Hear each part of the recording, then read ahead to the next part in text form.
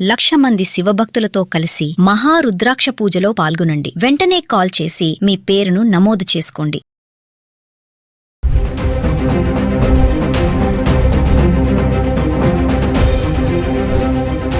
నమస్తే, welcome back to Suman TV. Present మనతో పాటు ఉన్నారు అనలిస్ట్ మందకృష్ణారెడ్డి గారు.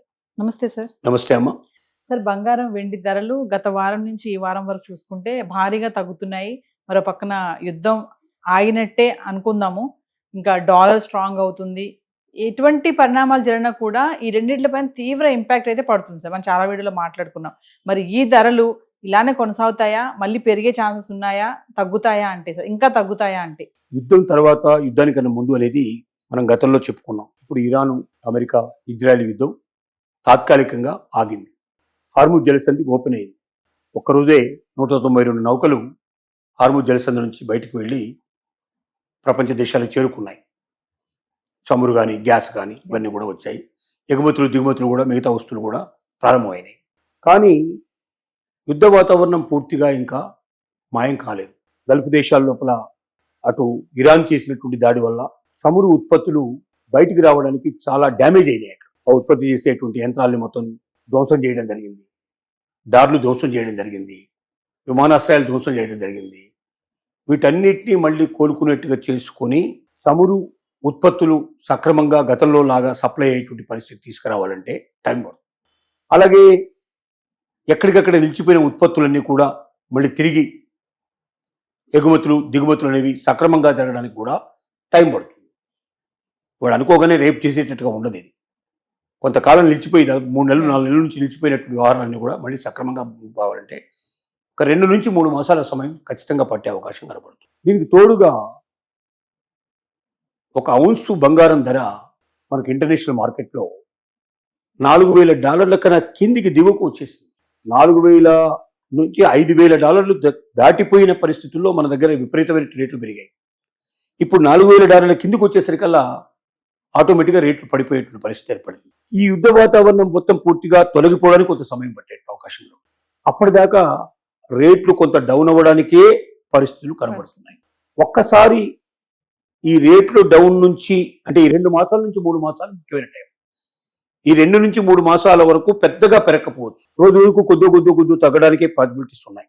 1,30,000 వరకు సుమారుగా వెళ్ళడానికి పాసిబిలిటీ ఉన్నట్టుగా ఒక వార్త తెలుస్తుంది 2 నుంచి 3 మాసాల లోపల. చాలా మంది చెప్తున్నట్టుగా 50,000, 70,000, 80,000 అవడం అయితే అసాధ్యమైన విషయం. అంతవరకు అయితే రాదు. 1,00,000 దాటడం అనేది, 1,00,000కు దిగువ రావడం అనేది అసాధ్యమైన పరిస్థితి. కానీ 1-2 విషయాలు మనకేం తెలియజేస్తున్నాయంటే మరింత డౌన్ అయ్యే అవకాశాలు కూడా ఉండొచ్చేమో అని చెప్పడానికి రష్యా ఇప్పటిదాకా డాలర్ను అంగీకరించటం లేదు. తమ దేశానికి సంబంధించిన ఉత్పత్తులు అమ్మినా, తమ దేశానికి ఉత్పత్తులు కొనుక్కున్నా వాళ్ళకు సంబంధించినటువంటి ఏదైతే ద్రవ్యమారకం ఉందో వాళ్ళు ఆ రకంగా మా దేశపు డబ్బునే మేము పే చేస్తాం తప్ప మేము డాలర్ను ఒప్పుకోము అని చెప్పి ఇప్పటిదాకా పూర్తిగా వ్యతిరేకిస్తూ వచ్చింది. రష్యా యొక్క మార్కెట్, చమురు మార్కెట్ చాలా పెద్ద మార్కెట్. రష్యా యొక్క ఎగుమతులు చాలా ఎక్కువ దొరుకుతుంటాయి. అటు యుద్ధానికి సంబంధించిన సామాగ్రి కానీ, అనేక రకాలైనటువంటి వస్తువులు కానీ, కొన్ని వాణిజ్య పంటలు కానీ, రకరకాల వస్తువులు రష్యా నుంచి సప్లై అవుతాయి. ప్రపంచానికి అంతా సప్లై అవుతాయి. యూరోప్కి అంతా సప్లై అవుతాయి. అలాంటి పరిస్థితుల్లో డాలర్కి ఇప్పటిదాకా దాని వాల్యూ ఇవ్వకపోవడం వల్ల డాలరు అనుకున్నంతగా ఇంకా ఎక్కువ పెరగలేదు. ఇప్పుడు మన ఇండియన్ రూపీతో పోలిస్తే ఇప్పుడు 94 రూపీస్ అట్లా మనకు ఇండియన్ రూపీ నడుస్తుంది. అదే రష్యా డాలర్ను ఒప్పుకుంటే మనం రూపాయి దాటి, 100 రూపాయలు దాటి ఇంకా 120 రూపాయలు, 130 రూపాయలు పోయినా మనం ఆశ్చర్యపడాల్సిన అక్కర్లేదు. అంటే అన్ని దేశాల యొక్క వాళ్ళకు సంబంధించినటువంటి ద్రవ్యానికి సంబంధించిన మార్పిడి ఏదైతే ఉందో, అంటే రూపీస్ కానీ, వాళ్ళ ఏదో రకరకాల డాలర్ అంటున్నాం, రూబుల్ అంటున్నాం, రకరకాల పేరుతో పిలుస్తున్నాం, ఇవి అన్నీ కూడా బాగా పతనమయ్యే అవకాశం ఉంది. అవి పతనమైనట్టయితే ఆటోమేటిక్గా బంగారం కూడా పతనమయ్యే అవకాశం ఉంది. అంటే ఎక్సెప్షనల్ కేసెస్లో 2-3 కనబడుతున్నాయి మనకి. ఇంకొకటి, అమెరికా తన యొక్క వడ్డీ రేట్లని బాగా తగ్గించే ప్రయత్నం చేయబోతుంది అన్నట్టుగా ఒక వార్త తెలుస్తోంది.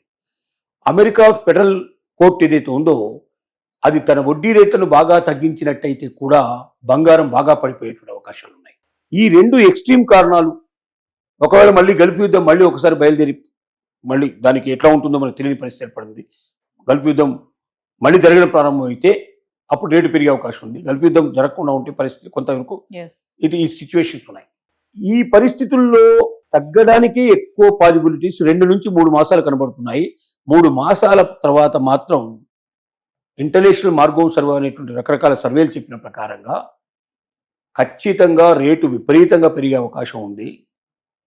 ఒక 2-3 మాసాల తర్వాత స్టెబుల్ అయిపోయి, ఒకవేళ యుద్ధం శాశ్వతంగా యుద్ధం ఆగిపోయి పరిస్థితి ఏర్పడి, తర్వాత ఈ రష్యా డాలర్కు అంగీకరించని పరిస్థితి ఏర్పడితే, ఈ ఫెడరల్ రేట్లు ఒకవేళ తేడా రాకుండా ఉన్నట్టయితే, ఈ కారణాలు కొంచెం పక్కకు దొక్కుంటే ఎంత విపరీతంగా పెరిగిపోతుందంటే 2 లక్షలు దాటి 3 లక్షలు దాటి బంగారం 3 లక్షలు దాటినా నెక్స్ట్ ఆర్థిక సంవత్సరం వరకు ఆశ్చర్యపడాల్సిన అవసరం లేదని చెప్తుంది. వెండి 5 లక్షలు దాటినా ఆశ్చర్యపడాల్సిన అవసరం లేదని చెప్తుంది. కాబట్టి ఎవరైనా కొనదలుచుకుంటే ఇది రైట్ టైం. 1,30,000 దాకా పడిపోయే పాసిబిలిటీస్ కనబడుతున్నాయి. ఇప్పుడు 40 పైన నడుస్తోంది. 10-15 వేలు ఒక 2 వారం రోజులు 15 రోజుల లోపల దాదాపు తేడా రావచ్చు. ఈ మంత్ ఎండింగ్ లోపల నుంచి నెక్స్ట్ వీక్ లోపల పాసిబిలిటీస్ ఉండొచ్చు. ఒక 130-135 మధ్య ఉన్నప్పుడు 130కి ఇంకా అదే ఎడ్జ్ అని పెట్టుకోవాలి. 130 కన్నా దాటితో నమ్మకం మాత్రం లేదు. 130 లోపల ఉన్న పరిస్థితులు ఉన్నప్పుడు మాత్రం కొనుక్కుంటే అది రైట్ టైము. అంతకన్నా తక్కువలో మాత్రం దొరికే అవకాశం లేదు. కొనుక్కోదలుచుకున్న వాళ్ళకి అది ఒక సువర్ణ అవకాశం కదా మనం చెప్పుకోవడానికి అవకాశం ఉంటుంది. కానీ భవిష్యత్తులో మాత్రం ఖచ్చితంగా బంగారు రేటు, వెండి రేటు మనకి ఎప్పటికీ అందుబాటులో లేకుండా పోతుంది. అసలు ఈ సంవత్సరం పెరిగిన రేటే కాదు, దీని నుంచి 2 పెరిగే అవకాశాలు కూడా కనబడుతున్నాయి. కాబట్టి భవిష్యత్తులో మాత్రం రేటు పెరగడం ఖాయం. ప్రస్తుతానికి మాత్రం ఒక 2 నుంచి 3 మాసాల మాత్రం ఒక ఇలా ఆడుతూ ఉంటుంది, తచ్చాడుతూ ఉంటుంది. కొంచెం తగ్గడానికి పాసిబిలిటీస్ కనబడుతున్నాయి, కానీ మరింతగా విజృంభించడానికి అయితే అవకాశాలు లేవు. Thank you.